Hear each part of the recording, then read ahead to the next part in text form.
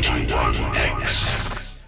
Hey, this is Oz from 91X. We're at the Sunset Sessions with Jim Lindberg from Pennywise. You're back with the band. How's it feel? I talked to Fletcher a while back. He was stoked, he seemed. Yeah.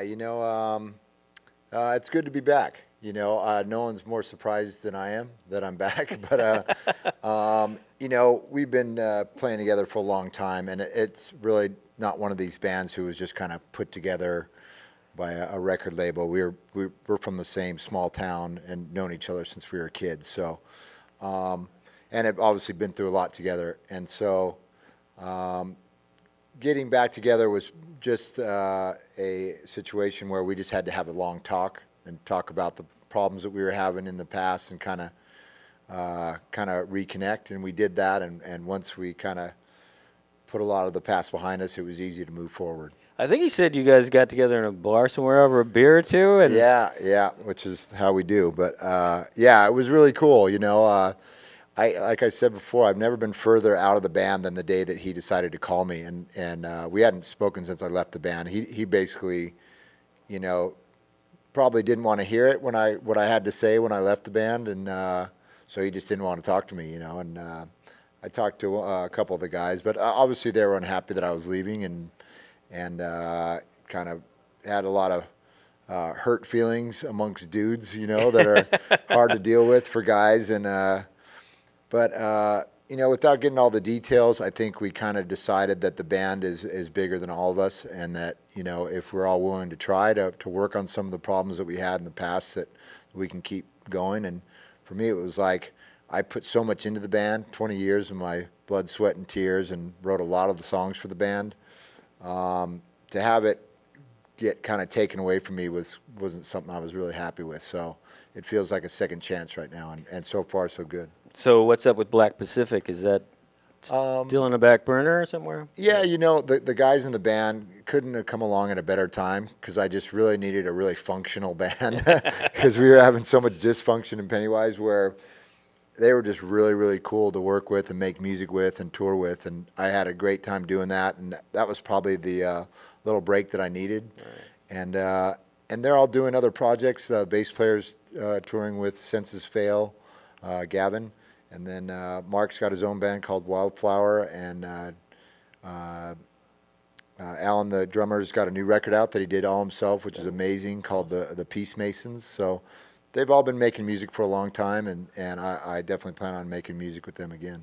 Now, are you guys planning a record, a tour? I know that the touring probably was one of the sticking points, that you probably didn't want to go out because you got kids. I obviously we did a lot of touring. A lot of bands take hiatuses. We just did album tour, every 2 years for 20 years. And people talk about the amount of touring. Sometimes it's that some members of the band want to do all touring all the time. And if you got a wife and kids, that's difficult. So there was problems with that. But also it was the kind of touring that we were doing.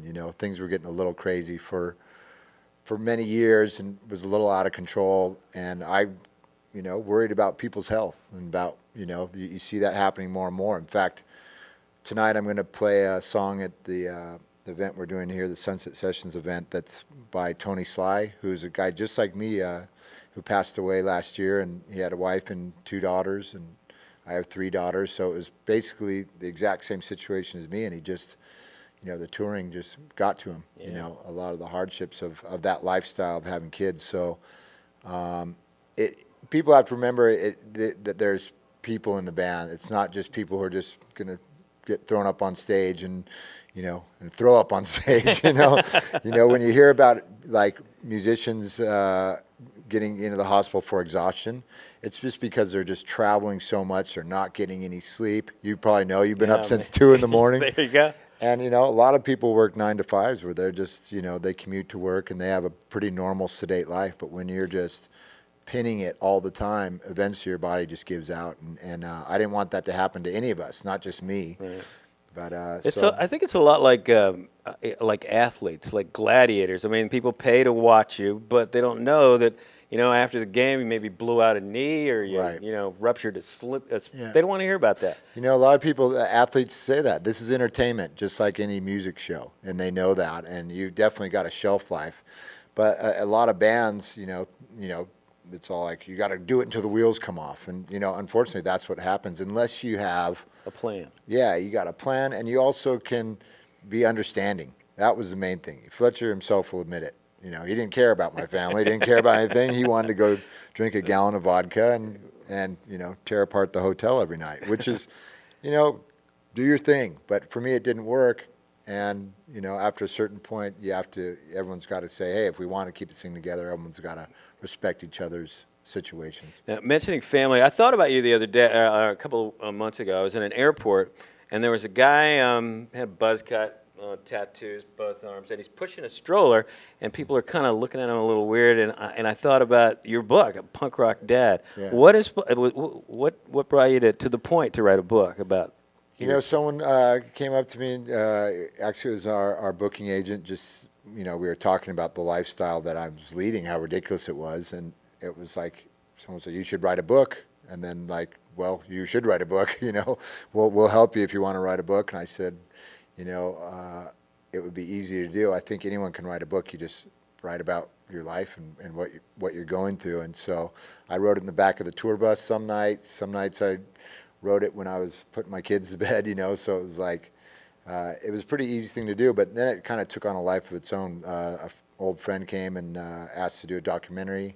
And I suggested a lot of dads like Flea and Art from Everclear and Mark from Blink-182, and all these great dads came in and gave their perspective on what it's like to be a musician, punker dad, and it just turned out to be this amazing film. I never really thought it would be as affecting. And just walking in here 5 minutes ago, a guy from a radio station up in Reno just stopped me and said, man, I loved your film, and I cried like a baby, and it meant so much to me, and thank you for making it. And I'm like, I just showed up, it wasn't like I made the film, but it just kind of shows that that guy that has the tattoos and the stroller, they have a unique perspective on parenthood, but sometimes those guys become really great parents instead of the kind of dad that really just treats his kids like an accessory, Yeah, I'm picking up my twin 8-year-olds at 4:30 when I get out of here today.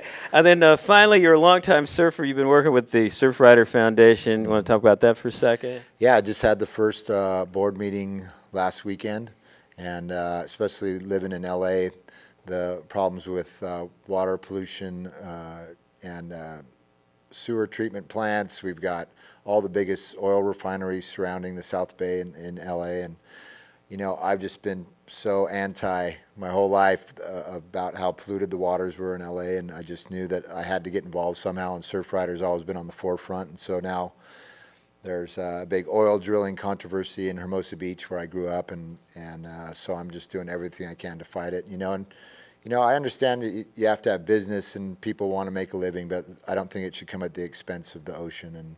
And that's what's great about this event. We're right here at Pontos. I can go surf tomorrow morning, and there you go. Music and surfing. It's basically everything I do.